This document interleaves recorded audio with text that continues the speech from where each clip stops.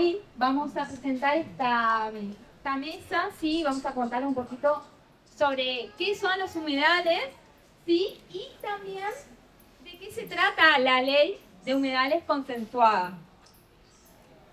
¿Qué son los humedales? Los humedales son ambientes en los cuales la presencia, ¿sí?, temporaria o permanente de agua, ¿sí?, superficial o subsuperficial, causa flujos de componentes propios que los hace diferentes a otros ambientes, ¿sí?, a otros ambientes terrestres o acuáticos. También, ¿qué es lo que le hace distinto a otros ambientes? ¿Sí? La presencia de una flora y una fauna y microorganismos que están adaptados a esas condiciones. Proveen servicios ecosistémicos, ¿sí?, de los que dependemos íntimamente nosotros, como los que podemos nombrar, ¿sí? Regulan las fuentes de agua, amortiguan, ¿sí?, las inundaciones, los periodos de sequía, recargan esos acuíferos, ¿sí?, abastecen y depuran las aguas, evitan la erosión en las costas, garantizan el hábitat, ¿sí?, de numerosas especies, muchísimas de ellas en peligro de extinción, retienen y aportan y exportan nutrientes y sedimentos, hacen posible, ¿sí?, un abanico de actividades humanas, como ser la pesca, la ganadería, ¿sí?, también la agricultura o el turismo. Este reservorio de agua dulce, ¿sí?, se ubica en la superficie tanto de Argentina, Brasil, Paraguay y Uruguay. Entonces, este acuífero Bananí se trata de un reservorio único, ¿sí?, de una de las reservas de mayor cantidad de agua dulce que se encuentra en el planeta Tierra. Pero también existen otros humedales, ¿sí?, no solamente este. Tenemos el de bajos submeridionales, que no se conoce mucho, ¿sí?, no se habla mucho de este humedal, pero está es parte de Santa Fe, está ubicado en parte de Santa Fe, Chaco y Santiago del Estero. Y es de importancia, ¿sí?, porque este bajo submeridional, en la parte de pastizales, ¿sí?, se encuentran más de 200 especies de aves, ¿sí?, entre ellas el cardenal amarillo, que está en peligro de extinción. Son muy amenazados los humedales porque son sitios claves para el desarrollo del extractivismo, ¿sí? Uno de los casos que tuvimos recientemente y que podemos comprobarlo todos fueron los graves incendios y la situación de la gran bajante del río Paraná. O sea, nos estábamos quedando sin agua en nuestro gran frondoso río Paraná. En el 2020 los incendios arrasaron con todo, se quemaron como 700.000 hectáreas en la provincia, imagínense. Por eso, desde hace años que se plantea la necesidad de una ley de humedales que regule cómo producir, qué producir y cómo vivir en estos ecosistemas, en armonía con estos ecosistemas, estableciendo medidas y acciones concretas para su protección, ¿no es cierto? Bueno, intereses que afectan. A nivel nacional, los sectores agrícola, ganadero, inmobiliarios, mineros. En nuestro caso, acá en Corrientes, el sector de empresarios de la ruralidad correntina, como lo es la Sociedad Rural, la Asociación Correntina de Plantadores de Arroz, la Asociación Forestal, y hasta el propio gobernador que salió a decir que estaba en contra de la ley.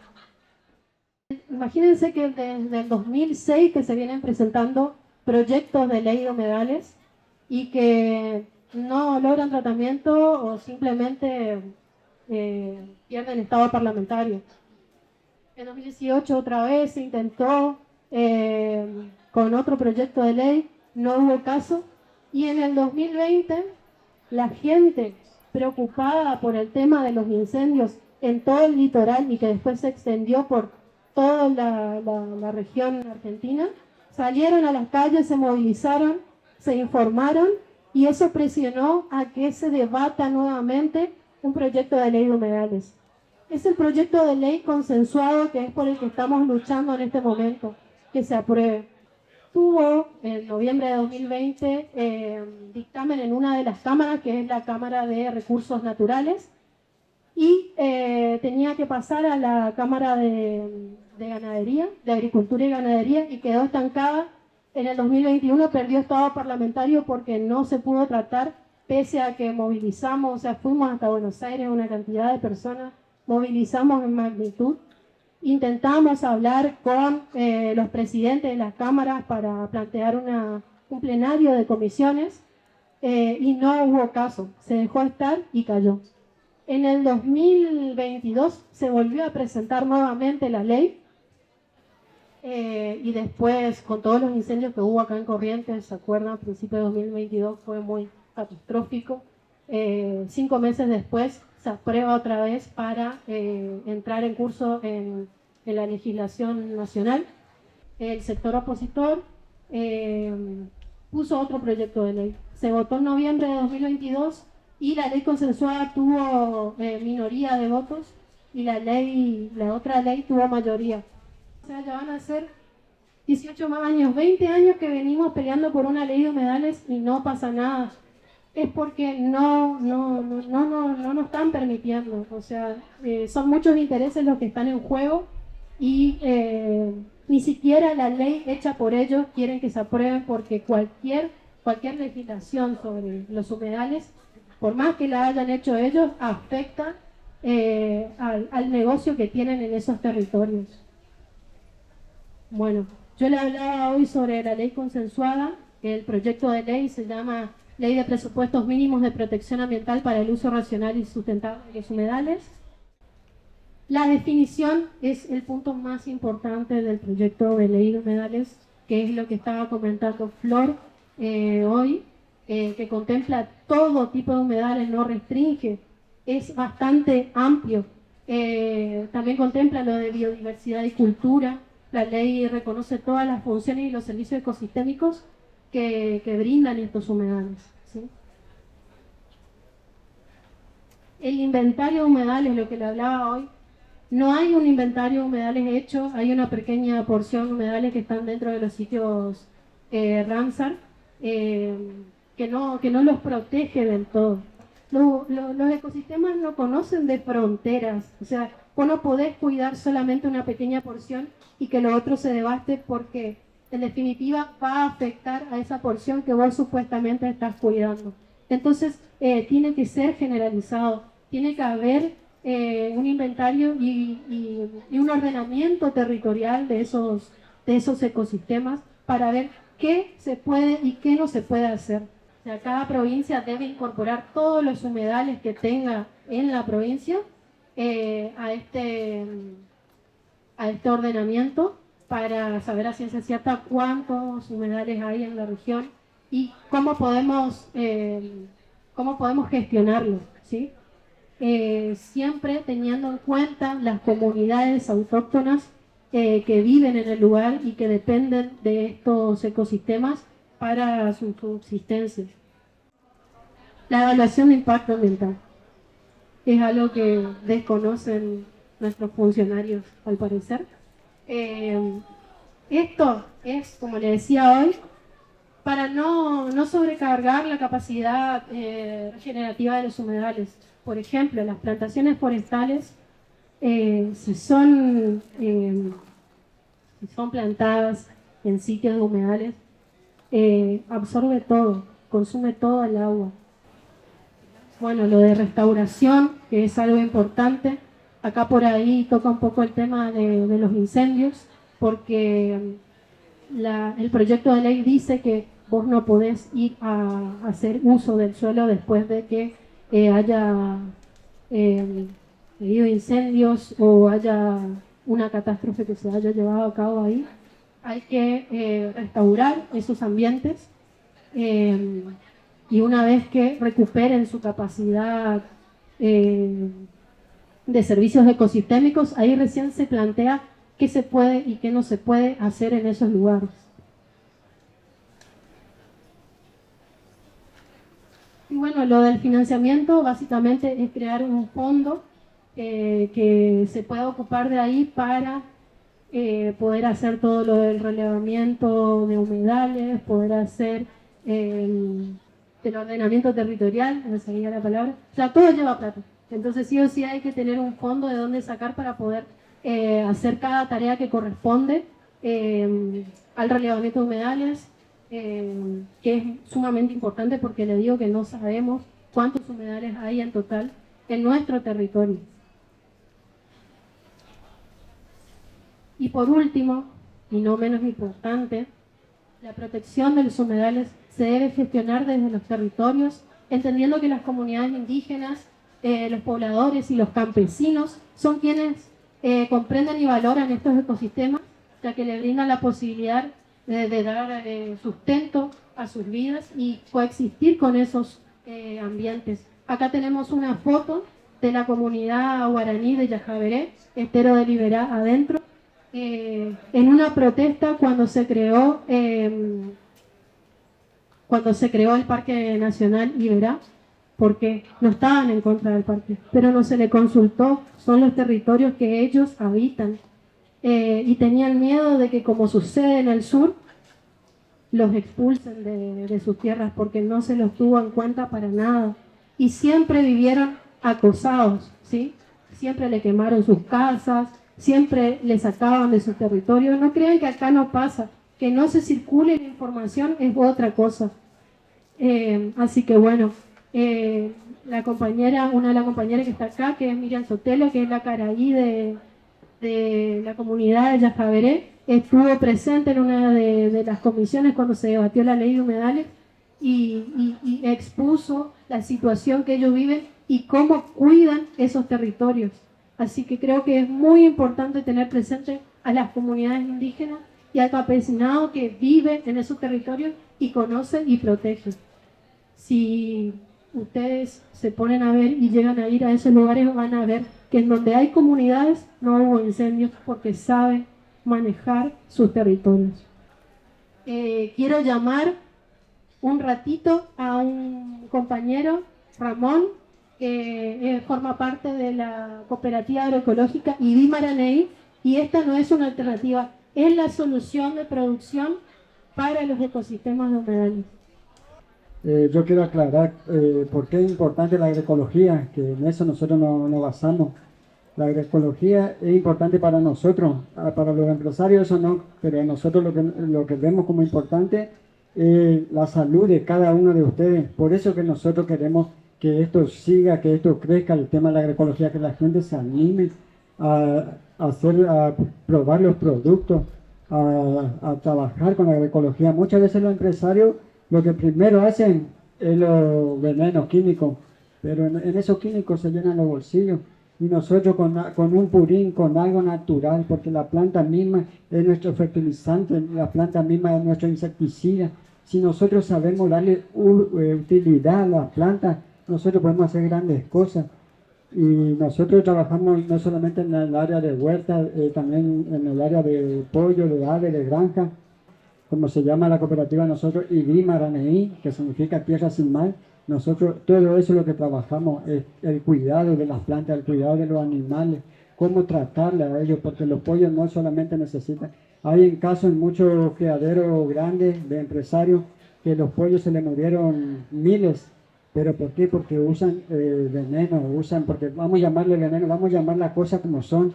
Es veneno, ellos intentan que las gallinas reproduzcan rápido dándole químicos, nosotros dándole cosas naturales como es una hoja de ortiga. Una hoja de ortiga que hace, evita que las gallinas se engripen. Una planta, la cebolla, el ajo, ¿qué es lo que hace ese que nosotros consumimos? Ayuda mucho a los animales porque todas esas plantas le dan, ¿cómo es? Le dan buena vitamina a los pollos. Y eso es lo lindo del saber. Y bueno, y eso se puede evitar, todo eso se puede producir bastante. Yo lo digo porque tenemos compañeros con muy poco espacio.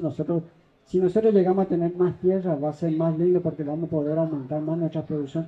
Pero con el poco espacio que tenemos, nosotros llegamos a cultivar 10.000 kilos por mes de verdura. Y allá están las compañeras vendiendo la verdura de la cooperativa. Podemos tener bastante animales también, pero todos sanos. Y es lindo que conozcan y que experimenten lo que es la agroecología.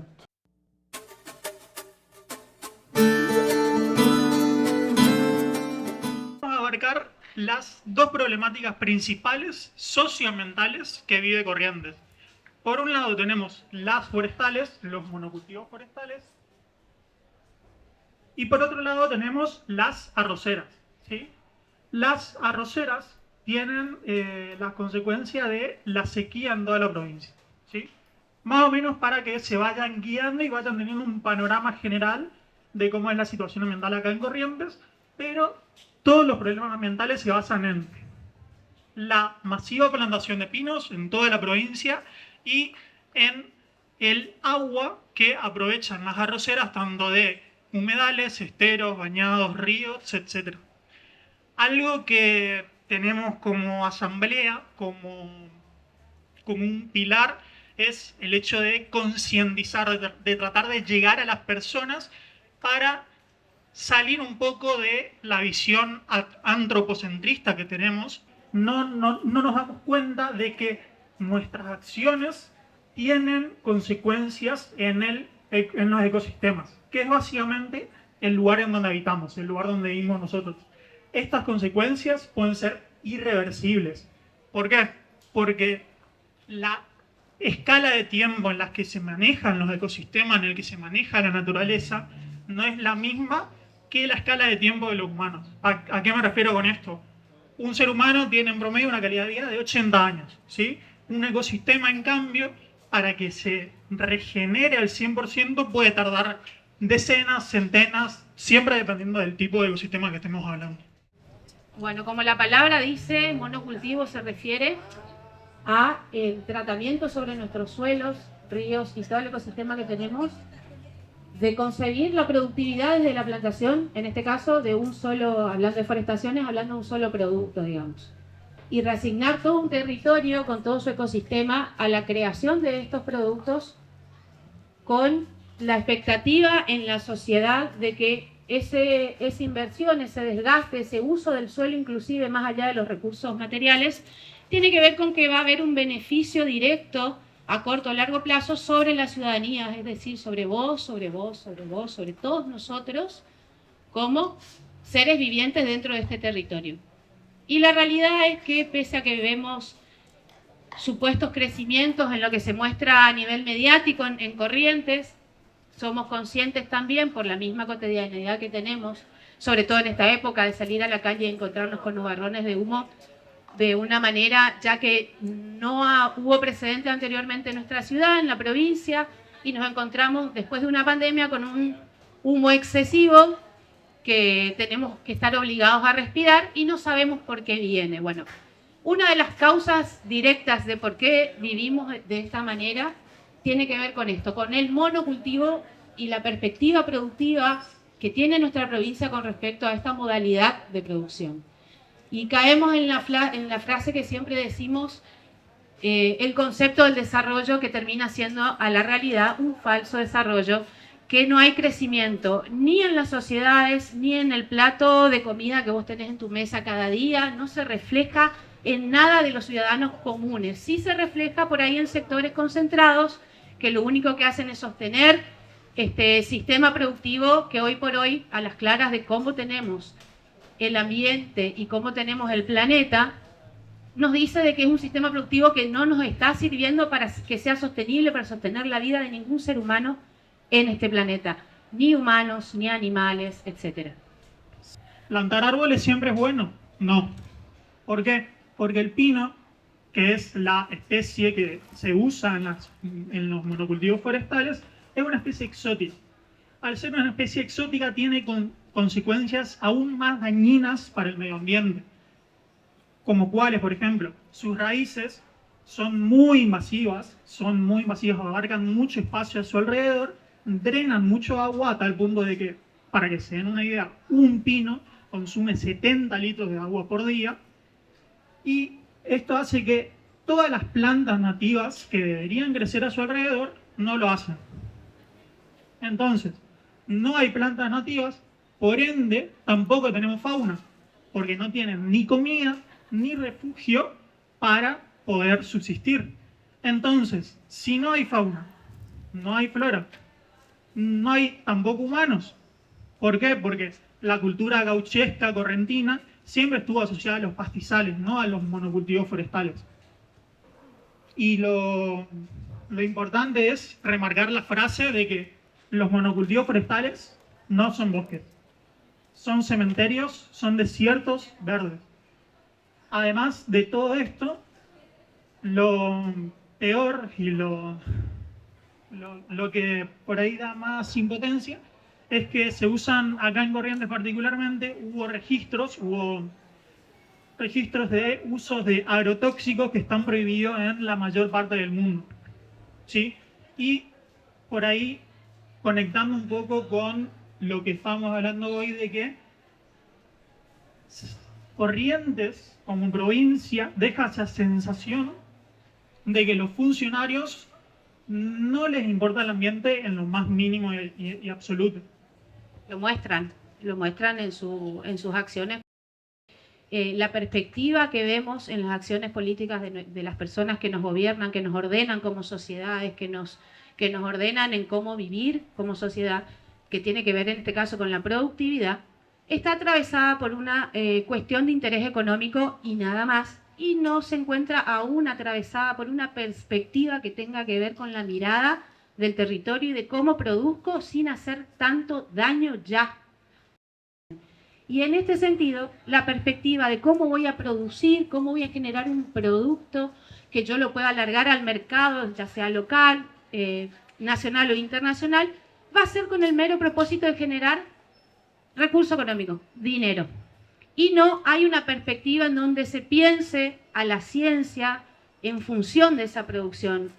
¿Por qué decimos la ciencia? Porque el aporte que tiene que hacer la ciencia en este caso en cómo vamos a producir nuestros alimentos, todos los productos que tengan incidencia directa en nuestra vida básica, tienen que estar atravesados por la información necesaria de cómo está nuestro planeta hoy.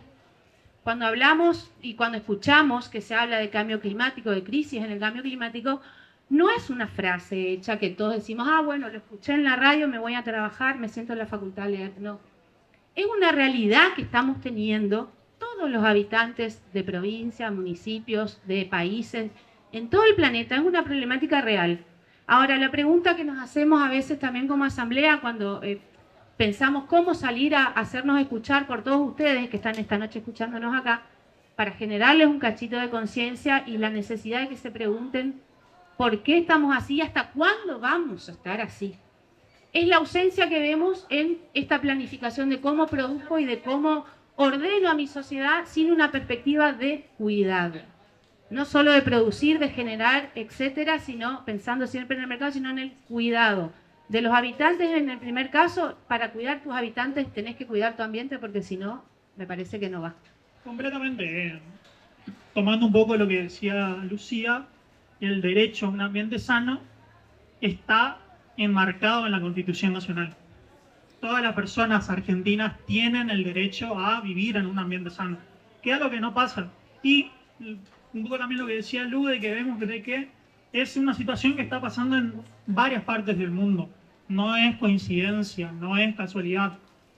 Es parte del modelo extractivista que estamos implementando, que se está implementando en la mayor parte del mundo. Yendo un poco más a Corrientes y un poco de lo que hablábamos hoy de los organismos gubernamentales que no responden o no cumplen con sus funciones. Vamos a nombrar a la principal responsable de los incendios en estos últimos 4 años, 2020, 2021, 2022 y 2023, que es la Dirección de Recursos Forestales, que está comandada por Roberto Rojas y Luis María Mesa. Por eso es importante visibilizar nombres, cargos, responsables y sus caras, para tener bien en claro de quiénes son los responsables realmente de la catástrofe ambiental que estamos viviendo como provincia hace años ya. Y bueno, un poco retomando lo que decía, es que la ley 5.590, que es la ley provincial del manejo del fuego, estipula explícitamente que es la Dirección de Recursos Forestales la que se tiene que encargar de hacer campañas de prevención, control, mitigación y relevamiento de focos de incendio, focos de incendio activos. Estos informes en esta misma ley dicen que tienen que ser semestrales. Y acá nos surge una duda, que los incendios empezaron en 2020. 2020 se incendió Corrientes. 2021 se incendió Corrientes. 2022 el próximo paso de incendiarse. Ya éramos prácticamente el infierno. 2023 vamos 2 meses, más de 100.000 hectáreas quemadas. ¿Qué están haciendo? Es la simple pregunta. No están haciendo nada. Nosotros como asamblea, por eso, siempre tratamos de poner énfasis en reclamar a los... Claro, así surgimos justamente, reclamar a los funcionarios y organismos responsables a que se hagan simplemente cargo, que por constitución lo tienen que hacer, de los desastres que estamos viviendo. ¿Sí?